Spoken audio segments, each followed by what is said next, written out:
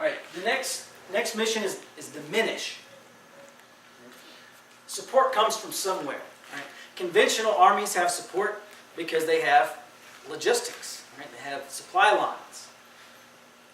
In the Civil War, guys like John Mosby went through and wreaked havoc, cutting communications lines and cutting supply lines, cutting the enemy off from their support.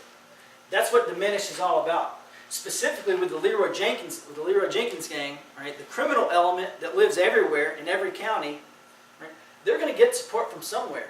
Now specifically the Leroy Jenkins gang, which again is just a fictional gang that I use for an example, they get a lot of their support from lower income areas, right, from people who are very poor. Why? Because they go out and rob the people who have things, and they give a little bit of that stuff, beans, bullets, and Band-Aids to the poor people. Right? So they have a reason to support the Leroy Jenkins gang. They have a reason to gather intelligence. Hey, I know this guy. He lives up the road, and I hear him firing guns back there, and he probably has a lot of food and clean water. Right? That's part of the targeting effort that the Leroy Jenkins gang. That's part of the targeting effort that the Leroy Jenkins gang support provides him. So our step is to diminish that support. Okay, if our adversary does not have support, he cannot operate. At least here. Okay, so we have to drive him out to somewhere he does have support. Right? The fastest way to stop Leroy Jenkins gang is to kill him. The second fastest way is to diminish his level of support. We can do that through a number of ways. One, PSYOP, right? Psychological operations. PSYOP, boiled down to its most basic element, is convincing or influencing people to do what we want them to do. Right, so in every ground war that I can think of in modern American history, at least since World War II, there have been massive PSYOP campaigns, right? Convincing the Iraqis to lay down their arms, right, during the Gulf War. Part of the reason why we're so successful in the invasion of Iraq and during Gulf War is because we convinced large parts of the Iraqi army just to give up. Right? That's a part of PSYOP.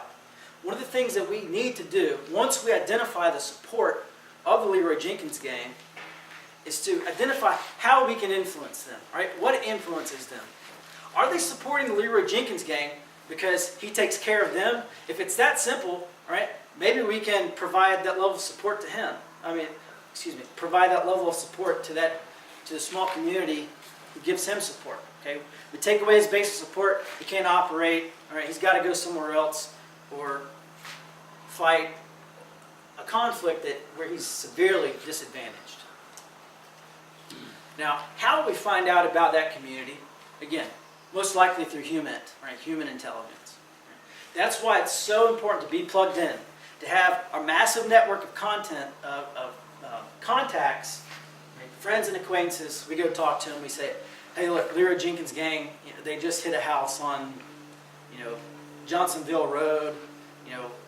Who was it? Where did they go? Who's supporting them?" Find their basic support and diminish it. Next is deny. Right?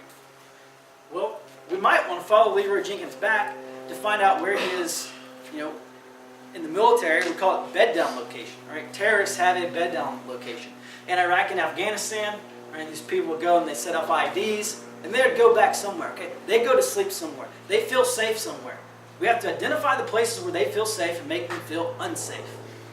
That's the whole point, or purpose rather, of the deny mission. We deny them support zones. We deny them a place where they can rest. We deny them places where they feel safe. Finally, if we're doing the first three things, defend, diminishing, and denying, then we can get to defeat. Right? Prior to the Gulf War, U.S. Army War College taught warfare in two ways. Right? Two primary lenses of warfare. Annihilation and attrition. Annihilation is we're going to go onto the X, we're going to kill every single adversary there, And then we're going to find the next batch, and then we're going to move there, and we're going to kill them, and then we're going to move to the next X, so on and so forth, right? Until we annihilate the entire army.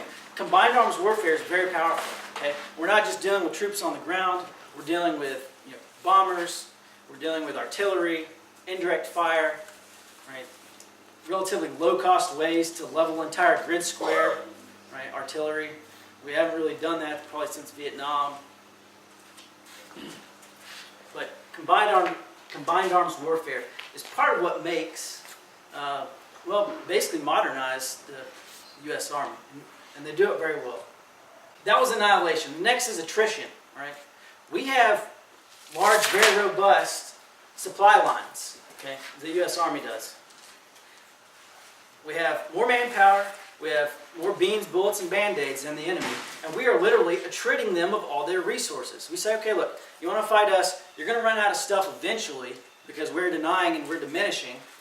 Right? So if we're doing all those things, it will eventually lead to defeat. Now, after the Gulf War, the U.S. Army War College started teaching a third lens of warfare, which is control.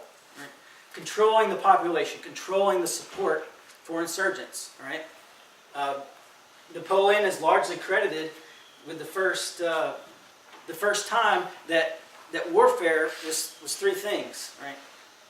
The national population, the political government structure, and the military. Right? He combined all those three things into one, which gave him a very large advantage over his adversaries. He was also obviously a very brilliant commander. But one of the brilliant things they did was create a national system of warfare where everyone contributed more or less. If we're accomplishing the first three things, then we can focus on the defeat of our adversary. If we're not diminishing, if we're not denying, defeat is going to take much longer. It's going to be much more costly rather in terms of lives and resources. So when we go home, when we take a look at our defenses, when we take a look at our planning, really we ought to be focusing on these four things. My next point is invest in your security. Right? We can be doing all these things, but if whatever adversaries we have, whether they be conventional or irregular, right, if they're observing our indicators, right, if they're finding out about our intent and capabilities, this is not going to do us a bit of good. We're going to find ourselves surprised at every turn. We're not going to have what's called the initiative, right, where we decide where we engage, right, we decide the time and the place. We're in control, right. We're attacking so often that we're putting the enemy off balance, right. He's too busy worried about defending, and he doesn't have time to attack. He's too busy trying to plan how not to get overrun, okay? That's the initiative. That's one of the things that we need to gain if it ever comes to combat, low-intensity conflict, gaining the initiative.